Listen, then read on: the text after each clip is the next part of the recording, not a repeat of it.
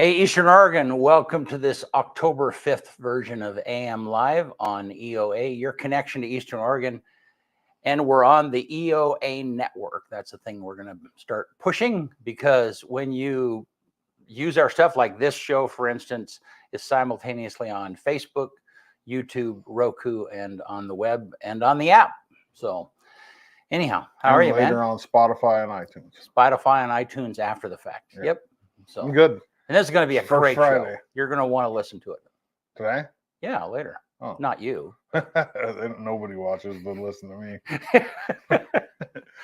Oh, it's First Friday. Yeah. Weather's kind of crummy today.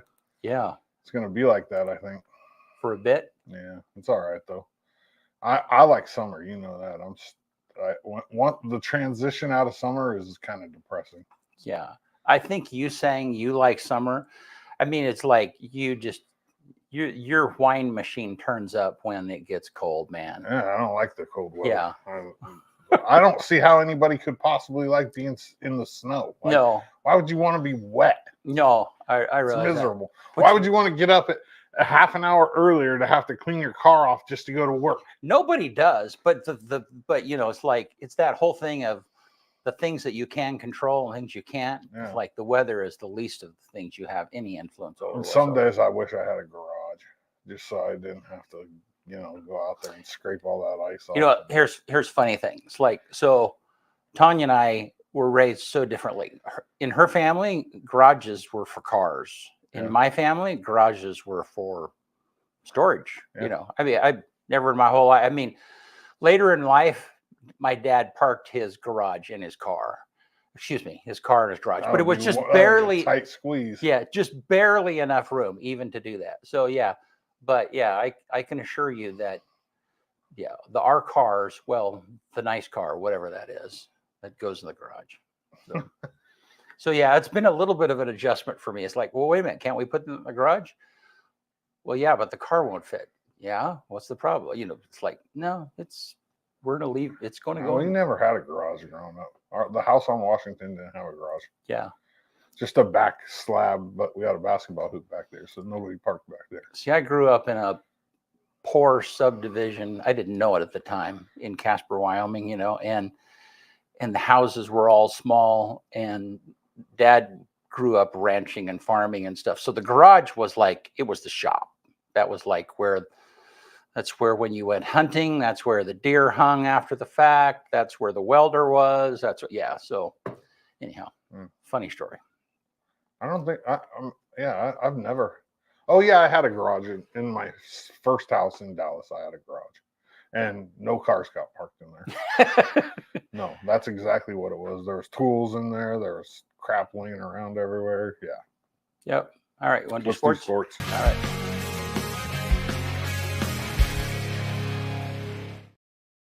Morning Sports Report brought to you by Rockin' Sons Tire and Auto, East End of Adams and LeGrand. Go see JB and the boys.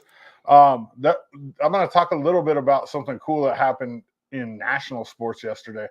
The first time in history, 4 baseball teams in the playoffs were eliminated on the same day. And it's crazy because it all happened like all of the series were 1-0, and it's the wild card round. So it's best 2 out of 3.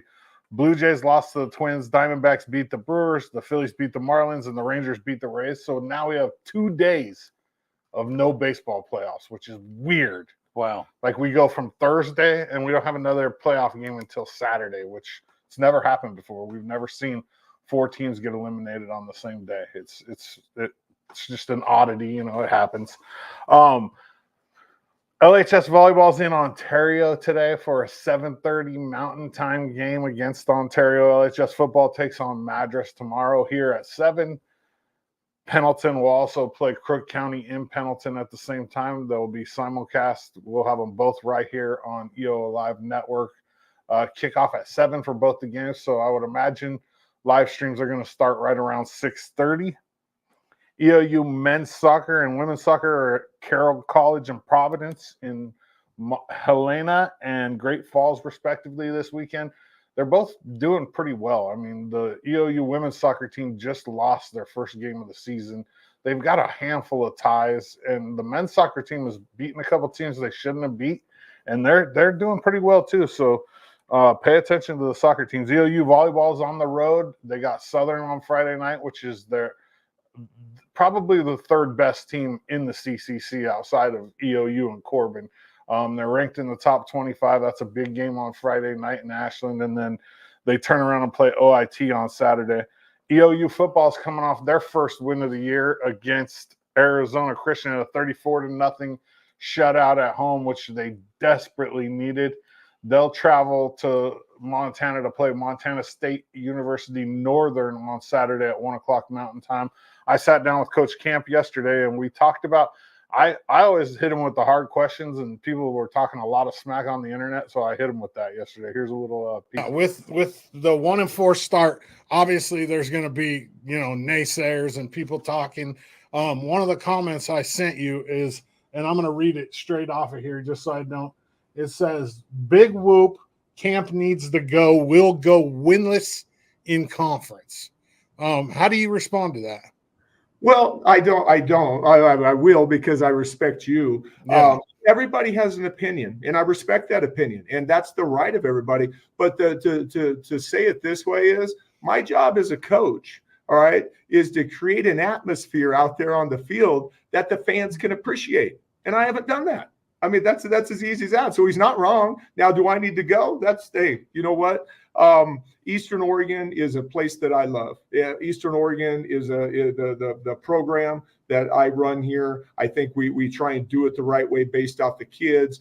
There's a lot of factors that go into that we don't need to get into. But at the end of the day, I could appreciate his opinion, or whoever's opinion that is. I think that as we move forwards, right, again, my job is to create an atmosphere out there that the fans can appreciate. I want them to be a scoreboard, because I want them to look at the scoreboard, because you can either be a coach, you can be a fan, you can be an official, or you can be a player. I choose to be a coach, and I choose to coach a program in the right way and continue to build in the correct direction. You can see that full interview today at 5:30 on EO Live Sports. If you don't have anything going on this weekend, there's no EOU games at home except for baseball and softball. Both have scrimmages. Softball scrimmages, TVCC at 11 on Saturday up at Peggy Anderson Memorial. And then baseball scrimmages Walla Walla at 1 down at Optimist. And so if you don't have anything to do and the weather's nice, go down there and check it out. And don't forget, tomorrow, 7 o'clock, kickoff, LeGrand and Madras, Pendleton and Crook County. That's all I got for sports.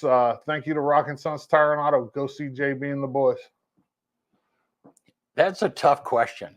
Man, he handled that way better than I did. Than what I would have. I mean, it's just that's just hard. I don't. That's not the first time I've ever asked. I know, that question. but it's like, or hit him with something off the internet like that. Yeah, no, that's brutal.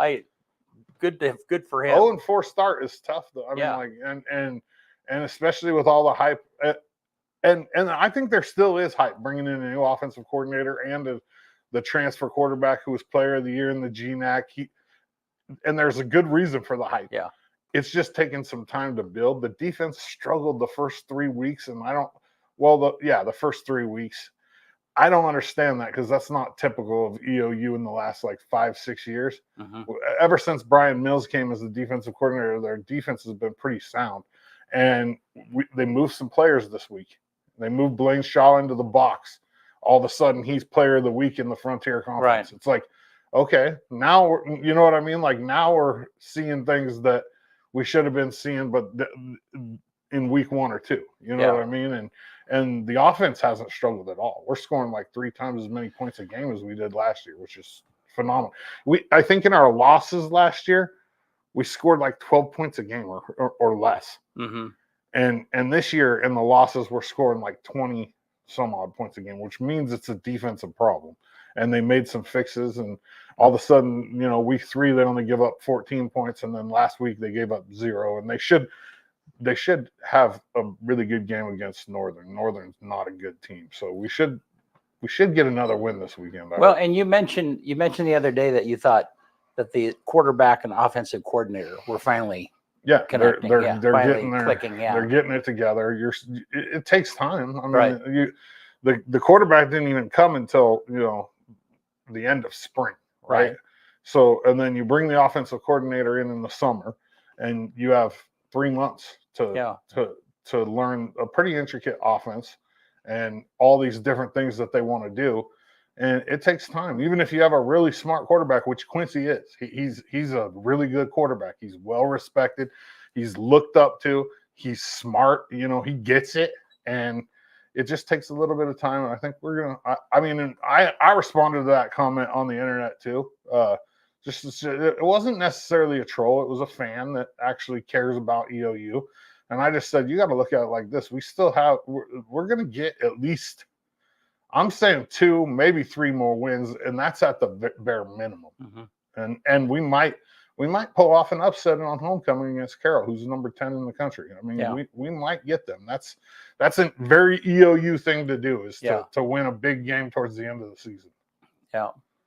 What's funny, sports is always a little more harsh with each other. The comments or the banter or whatever. Yeah, you wouldn't say something. Well, I take that back. People do say stuff. They do like say that, but somebody else doing their job, right? Right. But it is pretty.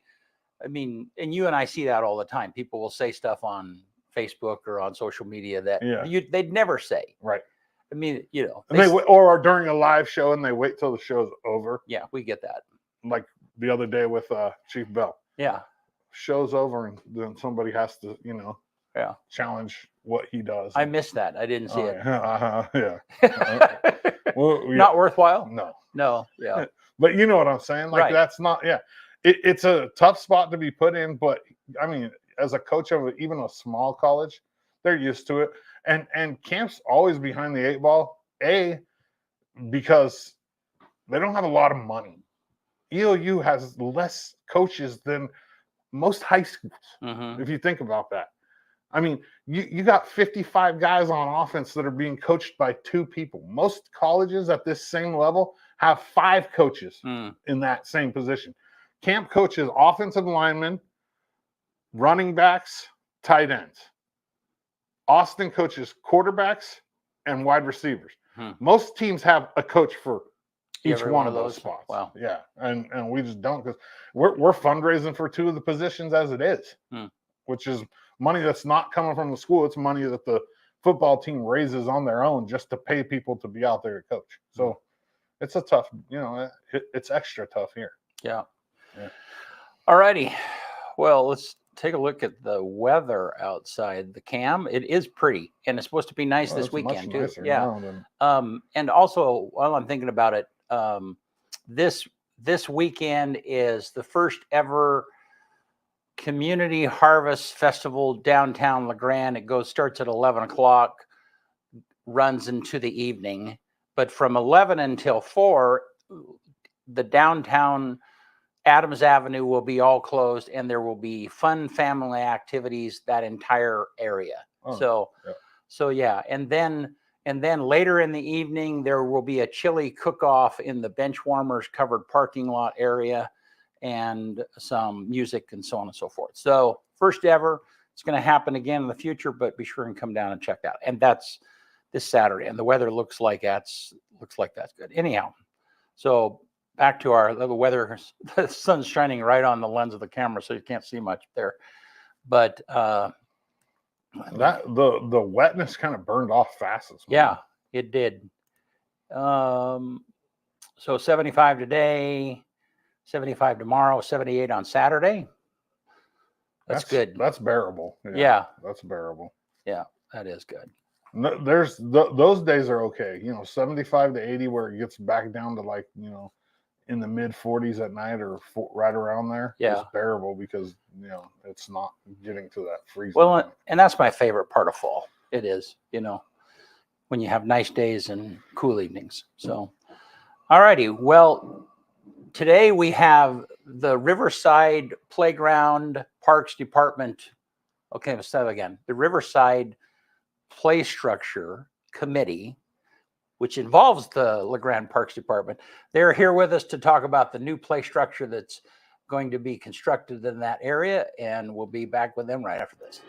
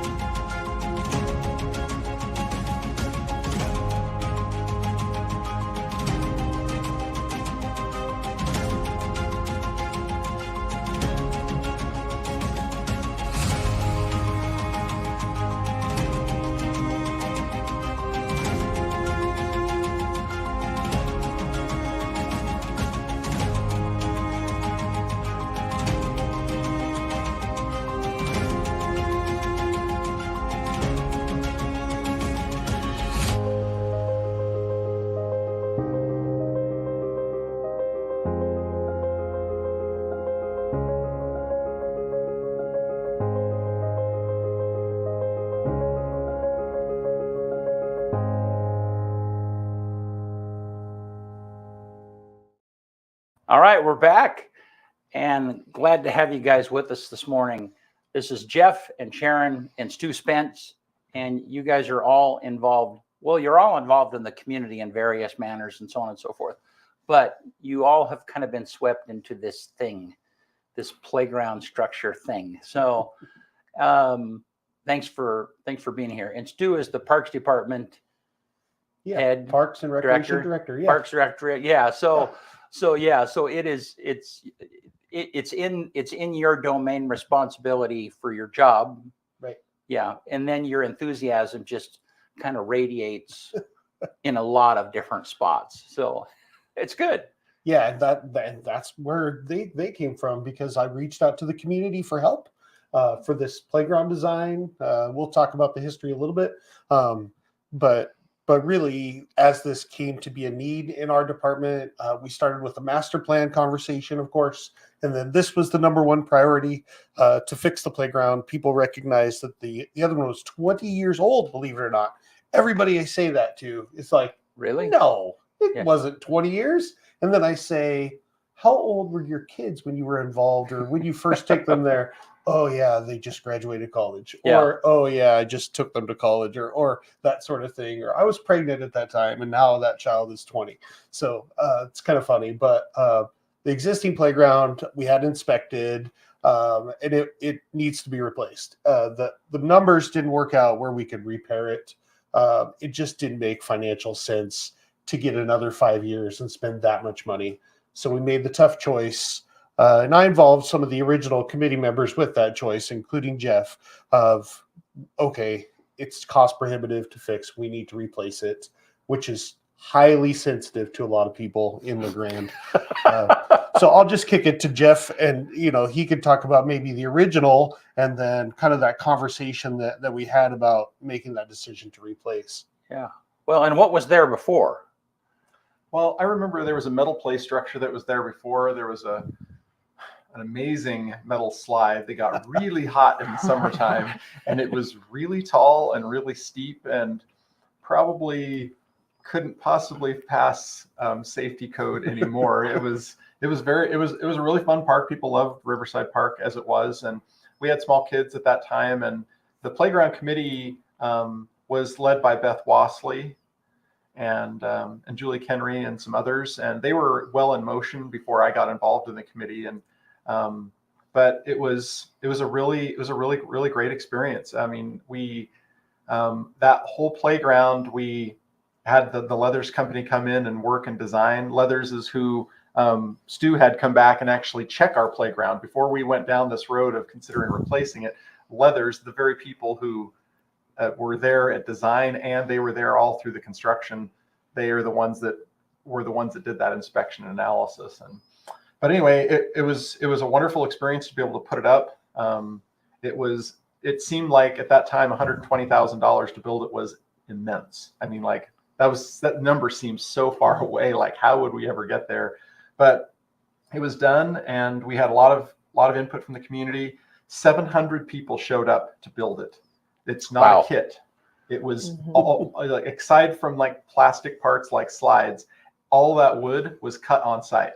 Wow. You were considered skilled labor if you could run a skill saw and cut a straight line. That was what they called skilled. And so we had people there, and we ran. OTEC came in and like post hole, like they augured out the main beams, and then those were set. And then in exactly 5 days, the entire structure went from a set of beams sticking out of the ground to that whole thing being put together. And it was amazing. Kids were actually breaking from school, coming and painting some of those tiles and that were put up on some of the things. And I mean, it was, the whole town was, there's no way you didn't know there was a new playground going up, because it was all there. But like in talking to Sharon and Stu, I mean, we didn't have, the internet wasn't really that big of a deal then. There was no social media. I mean, we're basically talking to people on the radio, putting up posters, selling Krispy Kreme donuts. That, like, people freaked out the first time they saw a Krispy Kreme donut truck in LeGrand. Didn't even know what that was. We had someone drive from Spokane, I think, to bring us donuts to sell at Walmart. It was a lot of little tiny fundraisers, and then we finally got some grants that were larger, and we had a lot of amazing community support, and it was up And I think we started on a Wednesday and we finished on a Sunday afternoon. And it was really great. I still remember people coming up to me after saying, what are we going to do next? Right. Because we had attorneys and physicians and waitresses working elbow to elbow, driving nails and doing this stuff. And I mean, like, what's our next thing we're going to do that's going to bring our community together? And it's like, I don't know. So we like put everything into that playground. Yeah. That was it. Well, and that's probably all of that enthusiasm and energy makes this change hard. It does exactly what I was saying. Yeah. A lot of people have blood, sweat, and tears on this playground and memories. It's hard. Change is hard, right? Yeah. So it's just one of those things. Excuse me. There was a plank that was about 6 feet long this summer that fell out of the playground. It just rotted away. There are railings that we've had to fix. There are bridges that we've had to repair and frame differently throughout the last 2 or 3 years. And people, I think, just they're so emotionally attached that they forget about the safety and liability for kids. And the reality is it just has to be replaced. Okay. We got a question coming in already. Regarding the old playground that you're taking out. John Tolan wants to know what will happen to the family tiles placed around the old structure. He's said people have talked to him and they would like their family tiles or would even pay to get them back. Yeah, so the committee is still talking about that. Those will be available in some way. We will sell them back. None of this is set in stone yet. So this is a sensitive question. All that's been decided is the handprints on the pillars will stay. So the slats to the fences with names, the sponsors on the equipment, some of them are still left, some of them are long gone. Some of the family plaques are still there, some are not. Those will all be either incorporated into the new playground or they'll be made available at the time of demolition. So we'll do a big social media blast about when those will be available. Okay, cool. Yeah, good question, John. So, okay, so here we are. So they say, and you were on one of our shows earlier, and we talked a little bit about this. Yeah. So then what's happened since then? So you got the word. It's like, okay, we need to replace this. It's got to be replaced. So then take us to the next level. So you had some competing designs that you guys put out there. Right. Yeah. So I reached out to, well, first of all, I reached out to the community and I said, come help me design this new playground and pick the new design, because I knew that with the emotional attachment of the old one, I'm not going to be the one that makes the hard choice of this is the one we're going with without the community telling me that's okay. Yeah. We're doing this together. There's nothing worse than, I think, government telling people what we're doing. So I reached out and we had a couple of meetings in winter, I think January and February.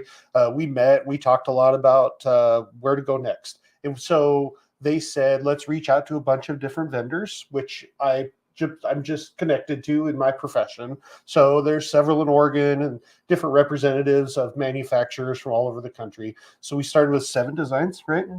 And we took those 7 designs and we posted them and we talked about them and we had community input on them.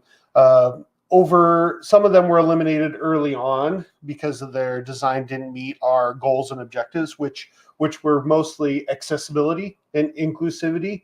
Those were kind of the big 2 items that the committee wanted to focus on.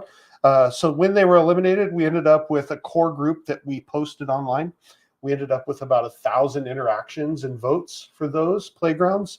And we ended up with our final design after we talked to kids and parents and families and online interactions. And I, along with my staff, went to all the schools and talked to the kids and showed them pictures and had them tell me which one do you love? And it was very interesting because the kids were very split. The fifth and fourth graders, mostly the 5th graders, wanted something very similar to what's there now, a castle sort of wooden structure. The kindergarten, 1st, 2nd, 3rd, and most of the 4th graders wanted this one that we picked. So the committee kind of made a hard choice of, well, we have these kids telling us, these kids that are in 5th grade that are maybe going to not play on the playground as much because they'll be in about 7th grade when it's built. Yeah. that the committee said, you know what, we need to plan for the littles, Mhm. for the kindergarten, first and second and third and fourth graders. So this is the one we picked because ultimately the kids loved it. The committee loved it. It met all the goals and objectives. Cool. So why don't you, while we're here, why don't you take us through some of those things then? Yeah, we've got to get Sharon in on this too. So she talks. Well, and can I say one thing about Yeah. this? So he said final design, and this is a rendering of what we're looking at. And this rendering is subject to change. There's a few things that we might swap in and out, but this is just a first draft picture of what we're looking at. Yeah, people sometimes get caught up on, that's green and I want it Right. purple or something similar to Right. that. And that is a really great point. And the one thing that's not in this rendering are the metal swings. So the metal swings are not being provided by Ross Rec, which is who's the provider of this playground. The metal swings are already there. And so it's not in the picture, but it will stay. Those are not going to be removed. Yeah, and there will be an accessible swing added to that swing set, and accessible surfacing. So that's another part of the committee's priority. So this is the overview that you're looking at live of the footprint. So the footprint will stay the same as it is now, and it looks like there's a lot of space to run around, which there is. There's also 3 specific age group areas in this playground design. The big one here, that's called the Netplex Tower, and it is the tallest, most accessible component in the industry. What's amazing about that, and I'm going to take you through this a little bit. Here's another view, but first I want to take you inside this Netplex a little bit. So if you go inside this, hopefully you can see that there's a ramp that goes all the way up, and you can see it crisscross across the screen a little. And what's amazing about that is wheelchairs can go up there, people with mobility challenges can go up, whereas some of these towers you have to be able to climb with your hands and legs, and some kids can't do that. So that was a huge selling point on this design, that tower is 12 feet tall and it's fully accessible. Wow. Pretty neat. Yeah. There's also several ways down from the tower. There's 2 slides, there's different climbers that come off of it, and different opportunities for kiddos. You see the surfacing there.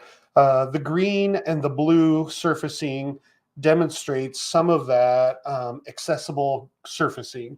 And what we're going with is something called Forever Lawn, and it's a field turf product, essentially, with padding underneath. So you can roll on it, you can get across it easy, wheelchairs, and everybody can access every part of the playground. There'll be trails that access all the components, and there'll also be wood chips mixed in where some fall. So underneath there'll be wood chips, but there'll be accessible trails to each of the components. So everybody can enjoy all of it. Okay. So if we go, you can see all these climbers and bridges and ramps and fun things. Here's another really hot topic. A lot of people really wanted a merry-go-round that we had to remove from the playground recently because it finally rusted away. This is a merry-go-round. It's called the Omni Spin. Kids can roll up to it, they can flop onto it, and they can enjoy spinning around. You can see the kid in the red hat pushing the kids in a circle, just like a merry-go-round is. So that's pretty neat. This part of the playground is more a younger part of the playground. You can see it's lower to the ground. It's got sort of miniature things around it. There's little hoppers. There's little bridges that they can hide under. Some kids have, they need quiet spaces to get away from the chaos. Maybe they have special needs where they want to be a part of the play, but they need a break and they need to have a place to hide. That's one of the main purposes of those bridges, is to have some of those kids that are maybe on the spectrum have a place to go so they feel secure. So we thought of kind of all the angles. Yeah. Well, I mean, we didn't think of them, but we encouraged the designers to sell them to us. And then I want to show the tree structure. Let's see if we can. Oh, well, this is the toddler playground. Currently, we have the toddler playground that's separate from the main playground. It has the bear, seesaw, and a little swing set. This one has a T swing that you can see in the upper right there. You can kind of see that there. This picnic table is a miniature baby picnic table. It's low to the ground. This little climber crawl thing is for really toddlers, maybe 1 to 3 year olds kind of thing, where parents can kind of hang out with their littles, and they're still nearby the big kiddos, but they have their own space. So that was a priority of the committee as well. Here's the tree climber structure. This is more the maybe middle range kiddos from maybe, I don't know, 3 to 5 years old, something like that. This is crafted and molded from real tree bark, and it's just really a cool custom component that they've given us. The design, they're going to take, it's concrete, and they're going to take real tree bark to print that concrete. And they can slide and climb and run around on that as well. And that one is kind of attached to the main playground. So, like I said, the same footprint there as we have. What did I miss? As in the same footprint that the current playground is on. I think other things I remember, it was really clear in your master plan and community feedback that people considered Riverside Park the destination playground. And so we didn't want this to be a basic playground with just basic pipe and deck kind of things. This needed to be something special, because there's people now that drive over an hour to come to this, to come here, and it's a special place for people to be able to go. So we wanted to make sure that we were building something that was going to last longer than what we currently have, and also be able to be epic in scale and excitement. Yeah. And I think one of the major places of feedback that we got of importance for parents was sight lines. If you go to Riverside right now, it's very easy for your child to hide and you can't see them. You can be on one side of the park and have no clue where your child is. With this setup, you're going to have sight lines through the entire playground. So you can keep track of where they are. Because any parent, any parent who's ever been at a playground with their kid, you're always, you might be looking at your phone, or you might be, but you're always like, oh, okay. Yeah. Wow. Yeah, so this was not an easy project. There's a lot of thought and effort that went into this. And these are two representatives of a variety of more people that sit on the committee. And really the perspectives, I think I feel like they've done a really good job of thinking through all the angles, and not just sight angles or sight lines, but all the things that the community wanted in general. Is accessibility and inclusivity, including kids that are on the spectrum, kids that have physical disabilities, and then all the way through to a destination where, look, this thing is going to stand out. You're going to drive by and go, wow, I got to stop there. I've never seen anything like that. The neck climbers, that huge tower, are things that we don't have in LeGrand right now. We have more of the post and deck, like Jeff said, which are great, right? But they're kind of your standard playground. This is not. This is going to be special. So how long do you mentioned longevity. How long will this structure last? That's a really good question. I was about to say, let's put that in here because people will ask. I think that the current playground was built, like Leathers and Associates described it as about a 20-year lifespan. I will add that you can read the report online. Leathers actually said that LeGrand Parks and Rec did good with maintaining it with what they could, but it's a complex thing to try to maintain it because it's put together like a sandwich, and you have to tear it apart to actually get to the parts to fix it. So it's been maintained, but it's gone as far as it can really go. And I think what's Ross saying on this? One, the official is about the same, but the reality is that steel powder coated equipment with these components are going to be closer to 30 years. I wouldn't be surprised if we beat that with our maintenance program. But, when you're dealing with wood, it's not as durable as steel and powder coated materials. Wow. I like the interest. The idea of accessibility is, unless you have a child that is disabled in some manner, you don't think about. So talk to me about where did that come from? Where did that, I love that. Yeah, well, it came from a lot of the interaction on social media with with the designs that went out. And then early on in the committee, the discussion went to that. Do you want to talk about that a little bit? Do you remember? Well, our very first meeting had, I think, close to 70 people in the library. And there were people coming in because they were interested in the accessibility question. I think that was one of the biggest ones, and a splash pad, but we can talk about that in a minute. And so as all of those questions were coming through, and then we pared down the committee as people started to fall away, that question, that one main question of accessibility remained. It's been the biggest concern. And if you look on the social media so far of this design, that's been the major question, and where we had to clarify what the structures actually had for accessibility. It was a little hard for people to read. Yeah. It's hard to tell from the rendering. Yeah. You know, I mean, like Sharon pointed out, a rendering is a picture of what it will all approximately look like, but it's impossible to tell what is that on the ground. How can I make sure my kids can get to it? And I'm not sure we have a lot of kids that need accessibility, but I think the sentiment was, look, we want to make sure it's accessible for everybody. Interesting enough, there was a lady from Baker City that came and talked to me about that, and she has a kiddo in a walker wheelchair, and she said that she's really excited about another project in the region that she can bring her kid to, because they just can't play everywhere. So good and awesome mission and really good goal. You know, kind of the hanging question, which is my job to ask, is like, so how do you keep things accessible but yet keep them entertaining for the vast majority of kids that are able-bodied?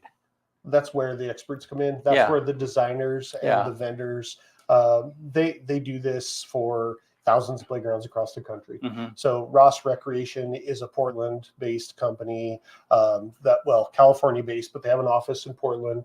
And Landscape Structures, the manufacturer, is based on the East Coast. So Ross Recreation represents Landscape Structures. They are on the cutting edge of research and design, and actually in the industry, the best of the best. Landscape Structures just builds the best equipment that's the most durable. They've been known for that for years. They have great customer service through their local office, and I'm excited to work with them. I'm excited that the committee picked them. That wasn't on purpose. They just rose to the top. Yeah.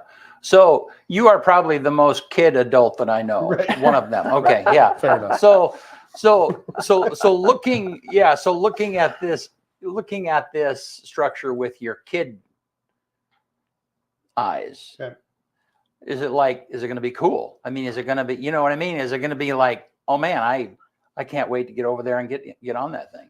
Yeah, I think the highlights of this structure are that there's just so many things to go and do, right? You can climb to the top of the tower, go down the slide. You can go to the outside of the tower and climb to the top of the tower. You can go over to the net play. You can go to the bridges.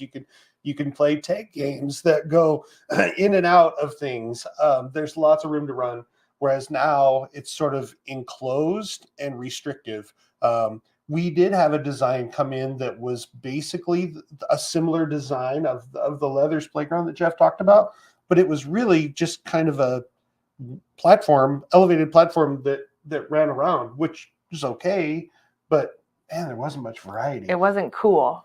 Okay. This one is like, I gotta go try that. I'm gonna go. Wait, Mom, it's just gonna be wild to watch kids. I can't. Well, and it'll be really interesting, you know, like everything, kids find a way of using things that it was never meant to be used in that manner. Yeah. And so, yeah, it's funny you should say that, because when the original playground was being built, they were like, we'd have extra material and they're like, oh, we're gonna have to close this hole. I'm like, why? And he goes, oh, because kids can. You know, it's like Jurassic Park, you know, nature finds a way. You know, kids will figure out how to put a head in a place that could really hurt them. And so there's things that these designers understand that we don't understand when we haven't built a playground before, how that works. But I'm really excited just because some of those nets and some of those things, those are features that I've seen in other parks and cities that we just don't have. So I think that there will be a lot of variety for a lot of different kinds of play that can happen there. Yeah. Well, at Celebrate LeGrand, we got to show all of the community and the kids every single play structure. And we had kids, they had the ability to vote on what they thought was going to be the coolest piece of the playground. And for the most part, kids are super excited about the tower. And I think it's amazing because the tower is going to be able to be used by all the kids. Yeah. So Sharon, tell me about the money side of it. Yeah. So Yeah. let's talk about that. Yes. So the overall project is approximately $650,000 to accomplish. Yeah. Okay. And we need to raise $265,000 approximately by March of 2024. So we've got 6 months. And if we can raise that, then we will be able to apply for all of the grants to be able to get the remainder of the money. So our community, if we can come together and raise 265, we're getting a $650,000 park for that, which is incredible. Absolutely incredible. And we're walking into this already with, I think, $70,000. So we have $195,000 to go. Okay. 195K. Yep. So and Stu, does that math work out? Or, 100? So is in today's dollars, is that kind of equivalent to what it was back then? What'd you say the structure 20 years ago? It was 120,000. Yeah. 125,000. Is that, Well, wages are 4 times more than they would have been. So yeah, do so that it's math. not too far Pretty off. close. Yeah. My rent was a quarter of what it would be now. So yeah. Yeah. Right. I don't think anybody was surprised at that price tag. It was with the variety and the installation and the surface, the commitment to accessibility is a huge price tag to it. Yeah. The surfacing is very expensive versus bark chips, which are a tenth of the cost. Right. So really the commitment made for accessibility is a lot of that budget. Almost a fifth of that budget is surfacing. Wow. That's where my question comes in. The surface. You said 30 years. There's no turf's going to last 30 years. Yeah. So the playground structure itself. No, right, I'm 30 talking years. about like the. Yeah, it will on the have to ground. be. Yeah, there'll be some repairs, and we'll have. That'll to be like replace a it. every 10-year thing, right? Well, Roughly. that's not what they say on a playground because it's different than field turf. So it has different padding and it's built a little bit differently, but also a similar design. It does have the BBs in it. It does have the padding underneath. So yeah. So kids are going to be. They'll be BBs. Oh, Yeah, I don't those are the like worst. that. No. I So don't you're going to like have that. to, so that's going to be one of your That'll crew be jobs. maintenance, yeah. Yeah. One of your Yeah. maintenance jobs is Yeah. like, go add some BBs to the play structure. Yeah, when I say BBs on a ball field, Yeah. what Kyle's talking about is turf turds. there's little rubber beads that keep the turf standing upright, basically, and it provides some padding. So in a playground design, there's very little. It's not like a field where you've got like almost a quarter of that grass blade Mhm. is got beads in it. This one is designed with padding, and it's just a little bit different. It's hard to explain. You can go to the website Forever Lawn and learn all about it. And I don't know, I'm not an expert on the Forever Lawn product, but I know it's a little bit different than field turf, and it's a little lower maintenance. So Wow. And so Sharon, so we need, what did you say? 250K is what we need? We need approximately? 265, 265. and we have 195 to go. Okay. So we need 32,500 each month for the next 6 months. Wow. That's the goal. How's it going? Well, we just started. We just started. Okay. that's part of this big lunch. What's yes. the new network called? Yeah. EOA Network, right? Yeah, right. Here we go. Today on EOA Network. EOA Network, we're kind of launching this to the community. It's big fundraising. This is exclusive here, guys. 32,000 a month for the next 6 months. Is that Yep. what you said? Yes. Yep. Okay. So what you're going to be seeing in the community now, there's several of us on the committee that's going to be going to businesses and community members looking for support on this project. We have a website up, and so on the website we do have a sponsorship tab, and you can do a donate now. So if you're a community member that you're looking to just say, hey, I want to put $500 towards this is great, we have a donate now tab. Okay. But then also through the sponsorships, we have available for direct payment towards one of the pieces of equipment and the different sponsorship levels. So we're going to be going out in the community and talking to everybody. Okay. And so what is the website? LeGrandPlayground.org. Okay. LeGrandPlayground.org. Okay. Yes. And is it set up to be a nonprofit? Can they, or, you know, so then, The funds are going to pass through the city of LeGrand. That has nonprofit status. So from a IRS standpoint, donations are fully tax deductible. cool. All right. And just Sharon kind of briefed over it, but it's really cool how they did this. So each component of the playground has a price tag that you can buy. So you can buy that picnic table, you can buy that tower, you can buy the net. Okay. So it's pretty neat because it's broken into all the little pieces. And if you wanted to have your business name recognized, we're gonna have that displayed at the new playground. And there's a whole sponsorship package that we don't need to go into here, but it has lots of thank yous and lots of ways that your business will be recognized. So it's pretty neat if you know, you're sitting at home and you've got the budget and some funds, and you say, you know, I want to purchase that piece. Okay. So, I mean, I hate to ask this question, but what happens if we don't get the 195K? What's the next step? We just kind of This delay? happened in the first one, Jeff. Yeah. I still remember when I came to the committee and there were all these moms and they had all this plan and they had this vision, and I said, well, don't we need to get the money before we make the design? And I still remember having a finger shaken at me. Don't you worry about that. We'll get the dollars. It'll happen. So I'm not concerned about that. I think that our community support has been really solid, and people are really on board. You know, some of the more expensive components, even businesses could get together and have more than one can sponsor it. It doesn't, you know, however people want to put it together. Yeah. I mean, they could do payment plans through the city. People can team up and sponsor items. There's a lot of different ways that it can go, but at the end of it all, we need a new playground, and we'll make it happen. Well, and I think probably part of that process is just grief. It's like, I don't really want to get rid of the old one. That's Right. like, yeah, you know, and so then it takes a while. It's like, okay, it's going to happen. All right. You know, I mean, that process. Yeah. Okay, I'll get behind this, you know. And Well, and truly the people who are in denial need to go look at the park. Yeah. I mean, it's been very well maintained, but it has fulfilled the measure of its creation. Yeah. It's gone as far as it really should go. I don't think it's unsafe at this point. Parks is keeping it, you know, held together, but it's not. We can't sustain the park as it is. Yeah. And the park is still open. That's been a big question I've seen on social media, that once we launched this, everybody thought it was just getting shut down. Right. The park is still up and you can still go play. And maybe I'm over speaking, but they're going to keep it up to safety standard until it's time to actually replace it. And so, and the time goal is when are you hoping to, like, okay, we're going to start tearing down and reconstructing? You have a goal? Spring of 2025. So we need all the money this upcoming spring, 2024, and then we'll have 1 year to plan and get it ready. So the reason for that is the grant cycle of the grants is spring to fall. So you apply in the spring, you get funded in the fall.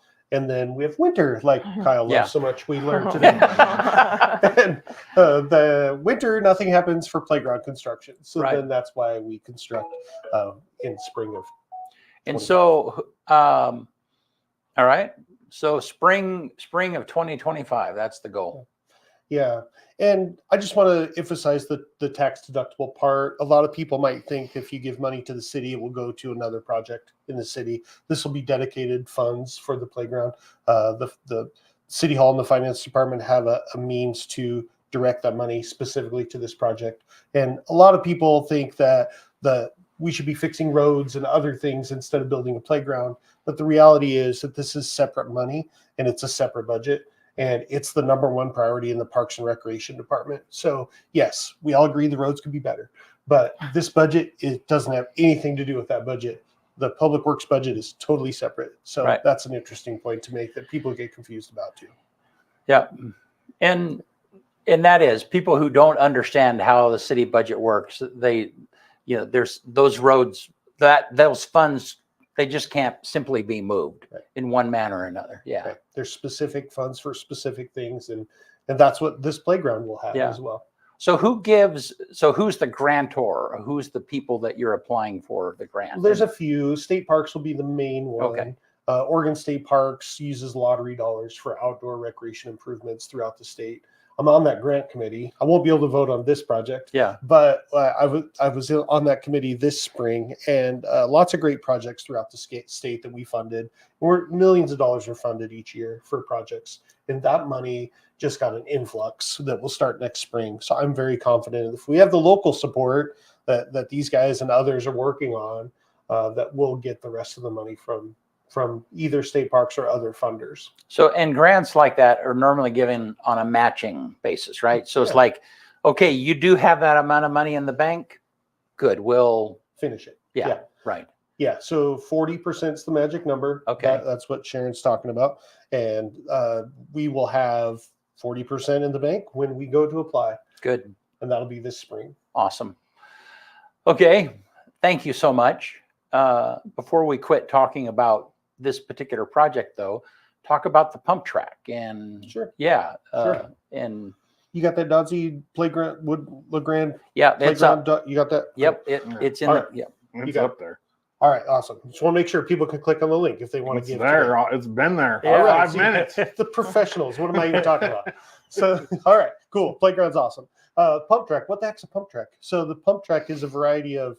You start at an elevation where you coast to the next bump, and then you don't have to pedal. Your momentum comes to the next one, and then down to the next one and around. So it's like an old-fashioned BMX track, but it's asphalt. Mhm. That project has most of their funding. There's an independent kind of private group working on fundraising. It's about $160,000 to $70,000 project that will break ground in the spring next to the skate park. So between the skate park and the railroad tracks, there'll be a new amenity this summer that's a paved, basically bike track that'll have lots of different fun components. It's hard to explain. You have to look it up if you want to learn more. There's walls that you can bank off of. There's different obstacles. It's gonna be pretty awesome. So I know that group's really excited about it. They've got most of their money already. Yeah.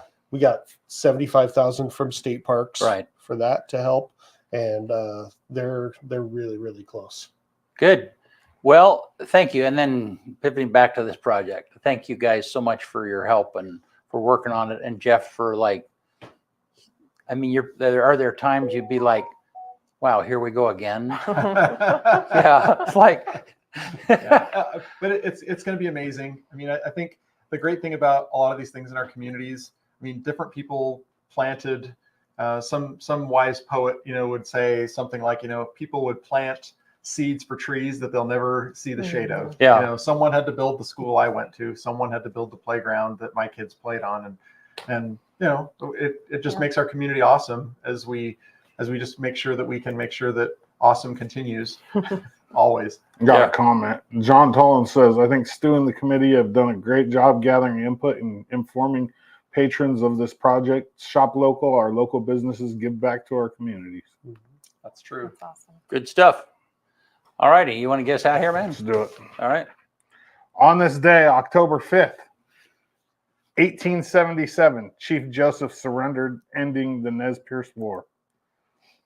1947, on this day, Harry Truman makes the first presidential address televised from the White House, the very first one ever. 1953, the first documented recovery meeting of Narcotics Anonymous is held. That's 70 years ago. That's a long time. 1962, the Beatles released their first record, Love Me Do. 1969, on this day, the TV sketch comedy series Monty Python's Flying Circus premiered on BBC. 1970, on this day, PBS becomes a U.S. television network. A lot of TV stuff on this day. Weird. 2001, on this day, Barry Bonds hits his 71st and 72nd home runs, passing Mark McGwire for the Major League Baseball single-season record, which is crazy because that was broken within like 5 years of each other. But I mean, steroid-induced, but I still count it. I'm not a anti-steroid. You know what I mean? Like, it's part of history. 2020, on this day, at least 14 million tons of plastic pieces are at the bottom of the ocean, which is 30 times more than on the surface of the earth. That's so crazy when you think about it. 30 times more plastic at the bottom of the ocean than on the surface of the earth. Like just, like plastic garbage. Right. 2021 on this day, Russia launches the very first actor and director to the International Space Station to make the very first film in orbit. It's kind of cool. Number one. Okay, who's the oldest here? Let's see. BC, are you the oldest? I'm the oldest. Yeah. This one might be out of your realm though. What do you think the number one song on this day in 1973 was? 70. I have no idea. It was Half Breed by Cher. Do you even know that song? I don't know that song. I don't know. It's that I do. about like her heritage. She's Yeah. like part Indian, you know what I mean? But I don't know. But what's that the song. one? Da da da da da. Don't da, know. da. That's not it. Quote of the day. Music is to the soul what words are to the mind. One more time. Music is to the soul what words are to the mind. That's all I got. All right. Hey, thank you guys for being here. Appreciate it. Yep. All right, you all. We'll see you next Tuesday. Don't forget both the Pendleton and the LeGrand games simultaneously on the EOA network, 7 o'clock on Friday night. Yep. We'll kick them off at about 6:30. Yep. And then the Coach Camp interview will come out tonight. Good stuff. Thanks a bunch. See you soon.